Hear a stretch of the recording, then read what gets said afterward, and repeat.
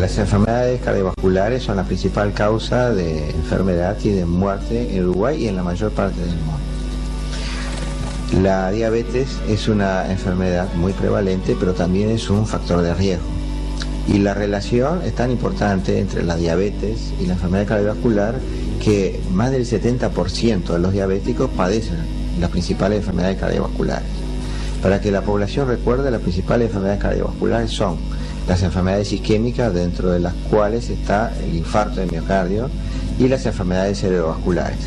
Las enfermedades hipertensivas son muy importantes, pero desde el punto de vista de la mortalidad no podemos mostrar una comparación tan igualitaria como cerebrovascular e isquémica por el gran subregistro que hay en la certificación de defunción de la enfermedad hipertensiva, porque no siempre aparece como causa principal. Y lo mismo ocurre con la diabetes. La diabetes tenemos en la mortalidad proporcional un 2%, pero en realidad sabemos que el peso de la diabetes es muchísimo mayor que esto, porque como decíamos es un factor de riesgo. Y también se interrelaciona con la dislipidemia y la obesidad. Y si tenemos en cuenta la dislipidemia y la obesidad son dos factores mayores. En el caso de la obesidad es un factor de riesgo independiente que por sí solo es capaz de generar una enfermedad coronaria, y la hipertensión arterial, que no siempre se tiene en cuenta. Vuelvo a repetir, la obesidad es capaz por sí sola de generar hipertensión arterial, y con la diabetes, la obesidad, la dislipidemia tenemos una gran relación. Si sumamos los factores de riesgo, si sumamos el tabaquismo, que tiene una agresión sobre el sistema vascular en un paciente diabético, y además el paciente es hipertenso, es enorme el riesgo de enfermedad cardiovascular. Por ejemplo, la diabetes por sí sola afecta más al árbol periférico, pero la diabetes unida a la hipertensión arterial ataca mucho más al árbol coronario. De manera que el diabético, cuando además de ser diabético es hipertenso, es muy importante diagnosticar precozmente que tenga alguna enfermedad coronaria. ¿Cuál es la magnitud de la enfermedad cardiovascular? Como decíamos hoy, las enfermedades cardiovasculares son la principal causa de muerte y ellas ocupan el 34,77% del total de fallecimientos en 1997. Seguidos por los tumores malignos, que son todos los cánceres en su conjunto, con un 24%.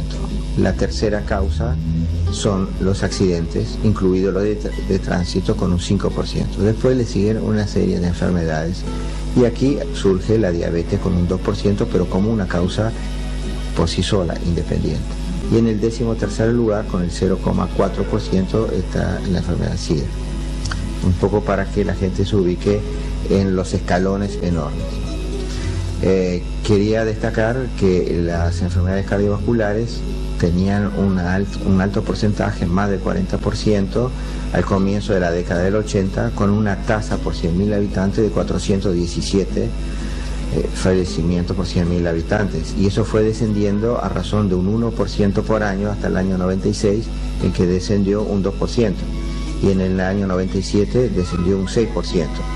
Este quiebre de la curva de descenso se debió fundamentalmente a todas las acciones de promoción y de prevención, tanto a nivel público como a nivel privado. Hablemos entonces de cifras en el Uruguay. La curva de mortalidad se puede notar desde temprana edad, ¿verdad? Pero empieza a morirse francamente en el caso del hombre a partir de los 45 años y en la mujer a partir de los 55 años. Esa diferencia de una década se debe a la protección de los estrógenos en el caso de la mujer. Las enfermedades cardiovasculares son enfermedades silenciosas que se gestan en la infancia, se desarrollan durante la juventud y matan en la adultez. O sea, lo que acabamos de decir, y las edades, es mortalidad, que es el final del proceso. Queremos destacar, que es muy importante este concepto, que las enfermedades cardiovasculares son la principal causa de muerte en el hombre y en la mujer. En la mujer hay una mayor prevalencia de las enfermedades cerebrovasculares sobre el hombre, y así ocurre también en la hipertensión arterial. Pero en el hombre es mucho más frecuente las enfermedades isquémicas y el infarto, donde se nota una clarísima diferencia del predominio en el sexo masculino sobre el sexo femenino.